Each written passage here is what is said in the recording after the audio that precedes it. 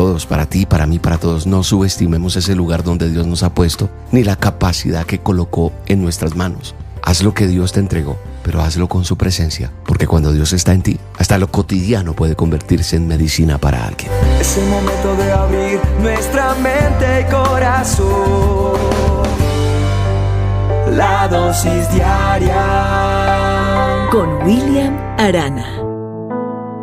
Durante muchos años, de hecho, antes de hacer lo que hago hoy día, las dosis diarias, Dios me ha permitido trabajar frente a un micrófono como voz comercial en agencias de publicidad y narrando fútbol también, a nivel profesional. Algunas veces en este tema del fútbol, yo hacía una broma y de hecho todavía diciendo que en la Biblia aparece el primer relato futbolístico de la historia. Sí, cuando dice David toca para Saúl. Suena como gracioso, ¿verdad? Y es como una jugada que David recibe el balón, levanta la cabeza y toca para Saúl.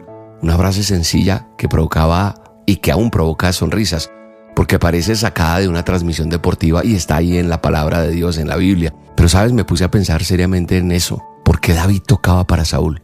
La historia se encuentra en 1 Samuel 16, por si la quieres leer toda y aprender un poco más de la palabra de Dios de nuestro manual.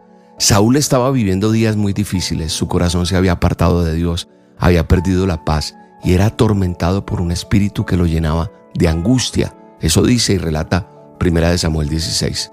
Sus servidores entonces buscaron a alguien que supiera tocar el arpa y entonces recomendaron a David.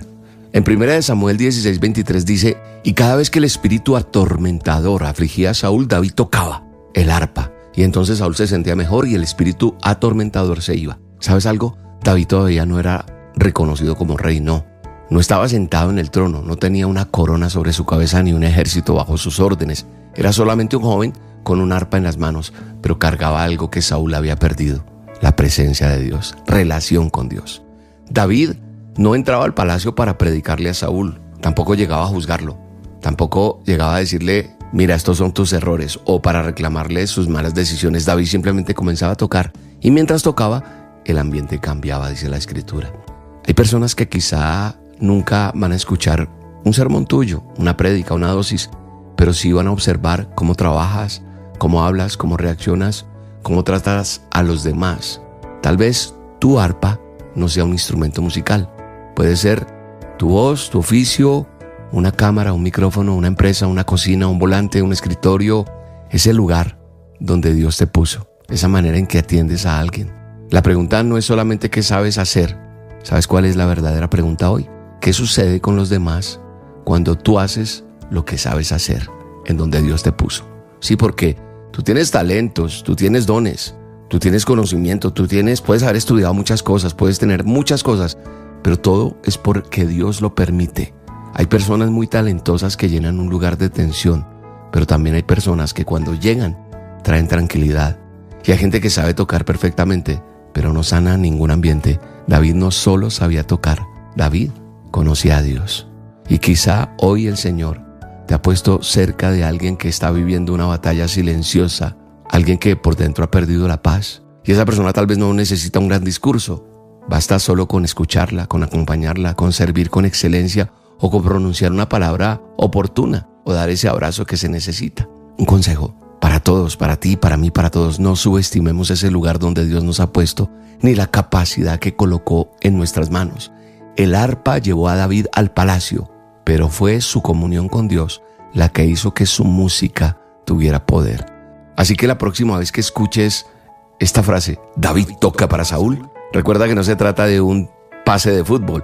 Era un hombre lleno de Dios usando un talento para traer alivio al corazón atormentado de otro.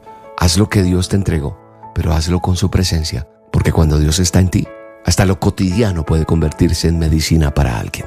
Gracias, Señor, por la persona que me está escuchando, bendícela, y gracias por esta dosis, y haz que aprendamos a tocar corazones con lo que tú nos das, en el nombre de Jesús, amén. Estoy muy agradecido con Dios primero que todo, y con cada persona que adquirió su entrada para el evento en España, en Madrid, el 28 de este mes. Allá en Madrid tenemos 2 eventos que están sold out, agotados.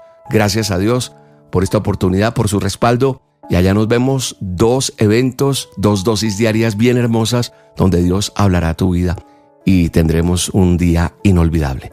Bendiciones para todos y muchas gracias nuevamente. La dosis diaria con William Arana, tu alimento para el alma. Vívela y compártela. Somos Roca Estéreo.